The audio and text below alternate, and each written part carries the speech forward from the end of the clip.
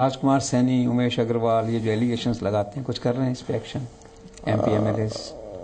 देखिए, किसी बात का कोई तथ्य हो ना, तब तो उस विषय को आगे बढ़ाया जाता है। कई लोगों को तथ्यहीन कुछ बातें लोग बता देते हैं, सिखा देते हैं। अब मान लो, चाहे वो राजकुमार सैनी है, वो राजकुमार सैनी ने तो कभी ऐसी कोई बात नहीं कही है। उमेश अग्रवाल ने भी अगर कोई बात कही है तो उनसे हमारी बातचीत हुई, उनको मैंने पूछा कि विषय बताइए कहाँ क्या गड़बड़ है।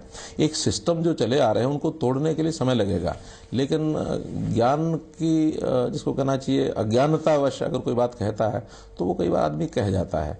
तो जब उनसे भी बात की तो उन्होंने कहा कि हाँ ठीक है, मुझे इसकी जानकारी नहीं थी। लेकिन उसके बाद भी हम कहते हैं कोई गलत अगर होता है, मान लो हमको ही नहीं पता लगता, कोई हमारा आदमी अपना ही कार्यकर्ता, अपना ही एमएलए, अपना ही व्यक्ति बताएगा तो हमको प्रसन्नता होती है कि व्यक्ति ने कोई बात बताई तो है। अब वो ठीक है या गलत हो तो छानबीन के बाद पता लगेगा। और कहीं भी कोई गलत आज भी अगर कुछ होता है, जानकारी मिलती है, तो उसको निश्चित रूप से ठीक करने का हमारा संकल्प है। उसके ऊपर इंक्वायरी भी कराएंगे, उसमें जो दोषी पाए जाएंगे उनको दंडित भी करेंगे। स्पीकर पे एलिगेशंस हैं, जाखड़ पे एलिगेशंस हैं, अभिमन्यु पे शिकायतें आती हैं, कुछ करते हैं? ओम प्रकाश जाखड़, मैंने पढ़ा था कहीं की। ओम प्रकाश जाखड़, देखिए हवा में बातें सब चलती हैं, लेकिन किसी बात का जब तक कंक्रीट कोई विषय नहीं आता तब तक उस पर कोई भरोसा करने का काम ठीक नहीं है।